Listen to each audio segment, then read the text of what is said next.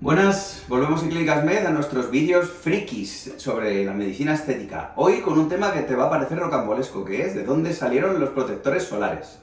¿Creías que los protectores solares eran cosa de ahora? Pues no, como siempre nuestros amigos los egipcios nos llevan 3500 años de adelanto. Ya en aquella época, para protegerse del sol, porque tenían las pieles bastante sensibles, se utilizaban barros del Nilo y excrementos de cocodrilo. Se los repartían en toda la cara y con eso hacían protección solar efectiva. No sabemos si vienen de ahí luego las tierras del Nilo como elemento de belleza. En la misma época, en las zonas de Australia, los aborígenes utilizaban lodo de las riberas de los ríos para ponérselos en la piel y protegerse de las caminatas en el desierto.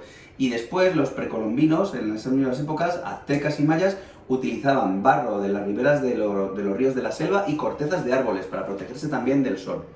Después, en la época de Grecia, el sol era todo lo contrario. Debían aparecer la gente muy blanquita para que no se la relacionara con trabajos del campo. Entonces, para ello utilizaban protectores solares, que no lo eran realmente, con polvo sobre todo de mármol blanco y de talco, para parecer las pieles mucho más blancas.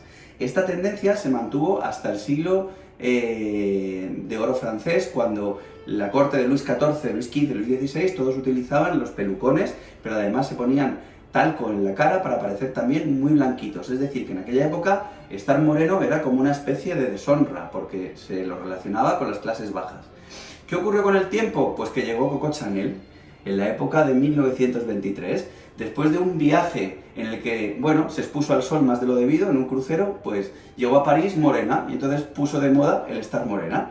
Tanto fue así que en 1927 se crea en París, como no podía ser de otra manera, la primera crema para adelantarse y ponerse morena, para ponerse el sol. Se llamó crema baños de sol.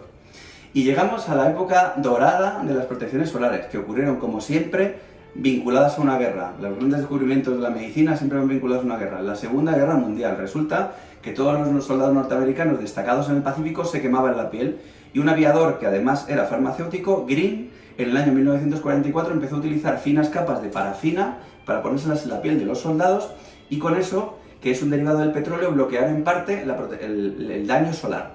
¿Qué ocurre? Que Merck, que estuvo muy atento, el laboratorio Merck americano estuvo muy atento a eso que ocurría en el Pacífico, compró la patente y en el año 45 sacó el famoso Coppertone, que era a base de parafina, pero también servía para ponerse moreno. ¿Sabéis qué ocurrió también en el año 45? Y muy vinculado a esto, que se descubrió el bikini. Se empezó a utilizar el bikini en la isla de Bikini, porque se estaban haciendo pruebas de bombas nucleares y entonces la gente llevaba una especie de simplemente taparse el pecho y taparse la zona de las partes íntimas y de ahí nació el bikini y se empezó a hacer mucha más publicidad de esa crema.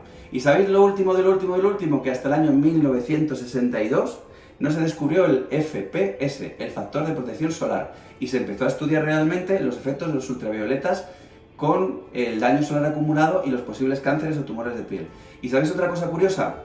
Hasta el año 2018 no hay estudios que certifican que la luz blanca y la luz azul de las pantallas, de los móviles y de las tablets pueden hacernos daños a la piel.